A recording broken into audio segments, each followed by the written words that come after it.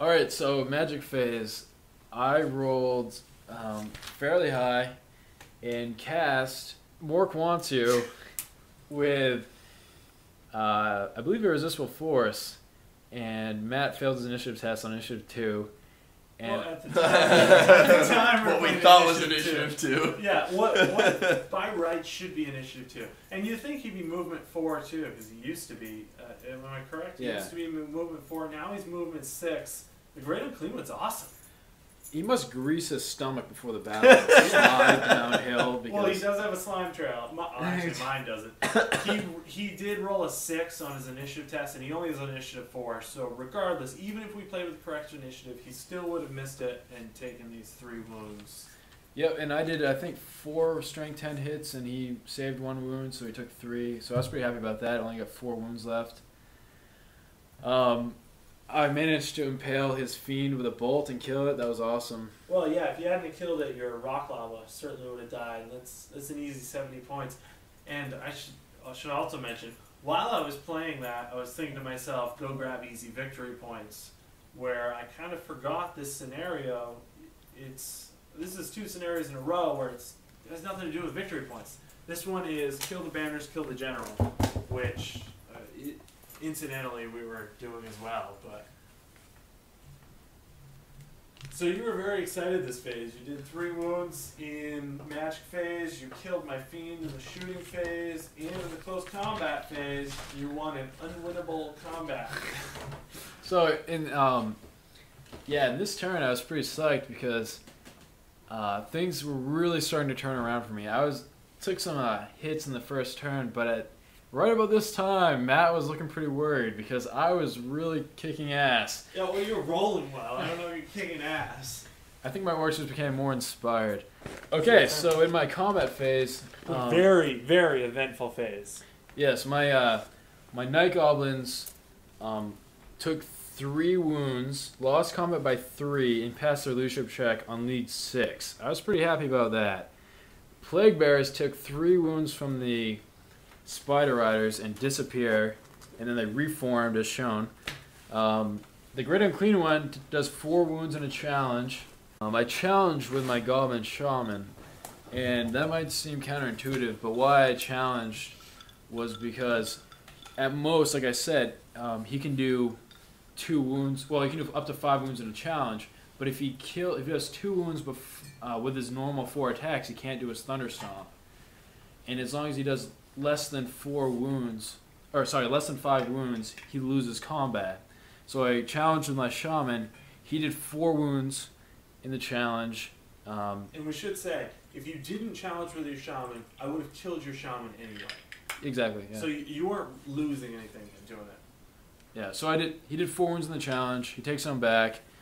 We were tied in combat, but I didn't use those, so he loses by 1 and rolls his instability test and takes a wound. So I was pretty psyched about that. So, the giant combat, the Nurglings do 2 wounds to him with poison and kill him. But since we're at the same initiative, I still get my attacks. I did picked up a base of Nurglings, shoved them down my pants, rolled it again, picked up a second. You rolled a 6. Three times. Yeah. So I got to do it again. Picked it up a second time, stuffed another Nurgling base on my pants, did it again, stuffed another Nurgling base down my pants, and then finally rolled a 1, which is stuff with something down your pants, and then died. He had Nurglings all on his pants. Yeah. Like that's the worst thing to have in your pants. As far as they were nibbling though. The giant immediately died. This is another rules question. We're wondering, it says, larger than infantry sized, can't use the chart as the pickup and. Are swarms larger than infantry size? They're smaller than infantry size. So you'd think that he reaches down and scoops up a handful of them.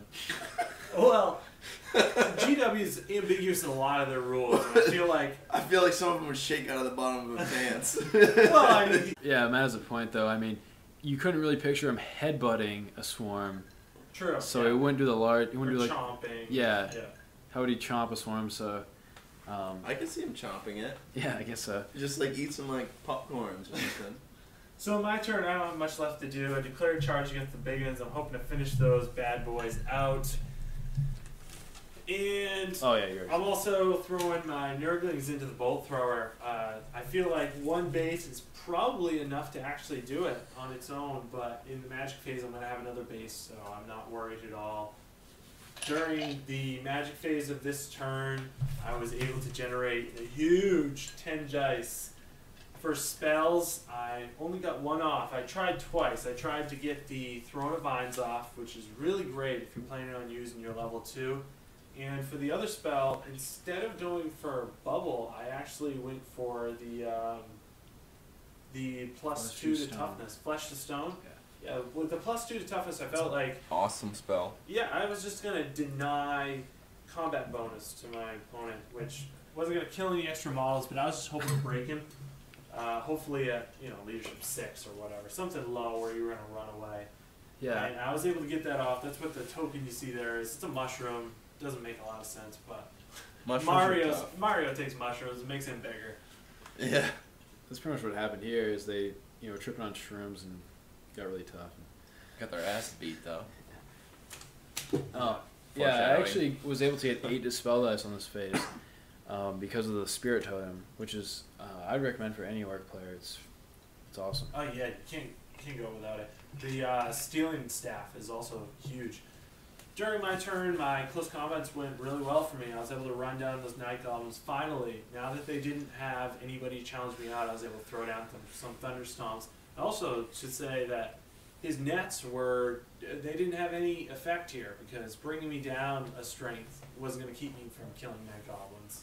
It's not like when... Unfortunately. Yeah, it's not like when Empire Spearmen attack night goblins and night goblins suddenly win the combat. Night goblins are good, especially with knights in this edition. Yeah, yeah, they're good. In this matchup, you couldn't see the full effect of the nets as well. With my Nurglings, I had 2 bases now because Papa Poop had made one, and I was easily able to run over the bolt thrower. It's only 40 points, it was no big deal, and it doesn't count towards the victory conditions. For the big combat, the one that I really wanted to win, I unfortunately just barely did not get him to run off. He rolled just what he needed to not break. I actually lost by 3 and passed. It was pretty sick. Yeah, it was it was one of those anything but rolls, and he was able to pull it off.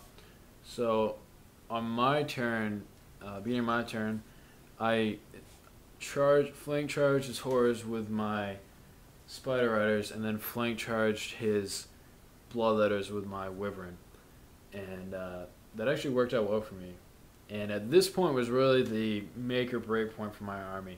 I didn't have great luck so far, and at this point it's really looking up, and I had some pretty high hopes.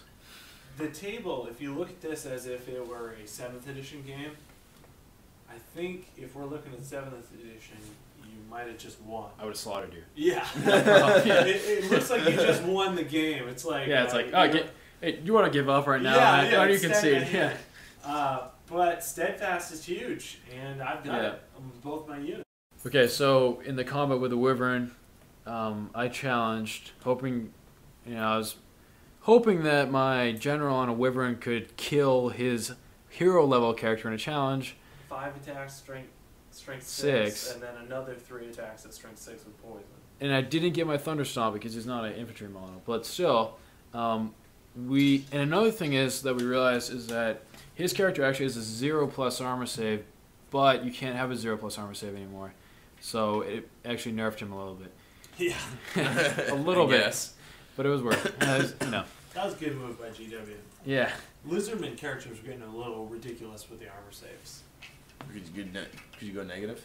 Well, They have an inherent scaly sin save. Right, it's 5, right? Yeah. Yeah, you And put then them you on can a give them cold one, makes them 3.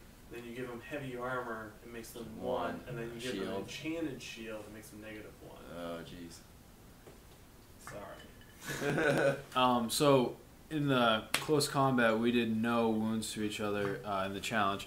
And then the actual combat itself, the orcs lost 2, but the bloodletters lost 4 from the big guns. The letters actually ended up losing combat by 2 and are still steadfast because they have more ranks than me, but rolled over their leadership and lost 2 more models. So I was pretty happy about that. In the combat with the horrors, Matt was actually convinced that I was going to lose this combat. I felt like you should have. If Well, I would have made any ward They saves. were toughness 5 as well. So the goblins did 4 wounds to the horrors, which was a little bit above average, I'll admit. The horrors did 1 wound to the orcs and goblins spider riders, which actually made it so I didn't negate his ranks, and the archers took a wound. The demons ended up losing combat by 3, but since they were steadfast, took no wound. Alright, Alex passed the turnover, and for my movement phase, I took my great unclean one and moved him to flank that big combat just in case his wyvern held.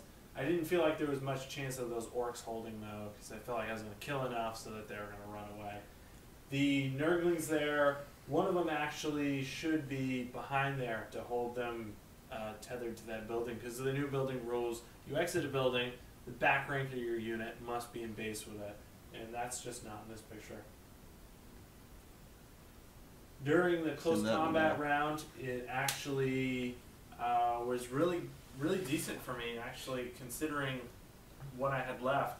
During my magic phase, I was able to get off Shield of Thorns, which was really great because it did 2d6 strength 3s to both the units of goblins that were in close combat with my horrors. In the close combat between my herald and the wyvern, I was able to land a lucky killing blow and kill the little mizzle fizzle right off the back of the bluebird. My bloodletters did okay, killed a couple of orcs, it was no big deal. But I won the combat and I reduced him so that he didn't have a full rank of 5, so that both of his units basically fled just because of combat res. I was up by 2 or 3, and the wyvern's down to leadership 6, and the orcs are down to leadership, what are they, 7? Yeah, 7 at this point. The wyvern had essentially no chance of staying because he's only leadership 6. We felt like the orcs had no chance, and somehow they made their leadership check. They're still in the fight. They're still trying to take out those last few bloodletters to get the big points. Losing my character was huge. Yeah. I personally felt that a Black Orc Lord on a Wyvern should be able to kill a hero level character in a challenge. Fact. Yeah, if you had your Thunder Stomp, I'd give it to you. You didn't. Yeah. Cavalry, which... But even then, I had 7 attacks design choice. at strength 6, Yeah. and you had 3 attacks at strength 4. Mine were killing blow. Or strength 7, sorry. fortunately. Strength 7, yeah. Yeah, Seven, I that's had 3 ridiculous. at strength 7 and 2 at strength 5, and I believe the killing blow I put on Come you from the was Juggernaut. from the Juggernaut. Yeah. I put a killing blow on you with my Herald, which you ward saved, and then I put another one on with the Jug, and you can't take 2 in one round. During the combat with the Horrors, I lost a bunch of Horrors. I just could not make an armor save. I did manage to win the combat though because I just killed so many night goblins, and they fled. But those 2 spider riders made sure to roll double 1s and stay in the fight. And that was at this point, I believe, that's the only thing keeping you in the fight because your general hasn't been destroyed yet. Yes, he is. No, he hasn't. When a general's mount isn't destroyed, he isn't destroyed, according to the VP rolls. Yeah. So we extended this towards the victory conditions of this scenario. We're not sure, again, if this is exactly how it's supposed to be played, but I'd rather spend more time rolling dice than looking up rules and let that stuff sorted out at the big tournaments. I think at this point we called the game because it was evident that since I had a total of 5 models on the board, I probably wasn't going to pull out, although I was hopeful. And I think really the turning point was when my, orc lord failed to kill his hero, and that robbed me of my leadership, robbed me of those attacks, caused a lot of my units to run away. At that point, I really couldn't come back, so I think we called it right here. Yeah, it was a good game against Alex, and unfortunately, I wasn't able to give him my Golden Model Award. I had a halfling all ready to go for him. Alright, next episode, I think I'm not positive, but I think I'm going to be playing against Chaos Warrior Army fielded by Josh Sanders, and hopefully we're going to give you a good game. I'll be playing my Orcs and Goblins against him, or if by some miracle I finish painting up my Ogres, I'll be playing those.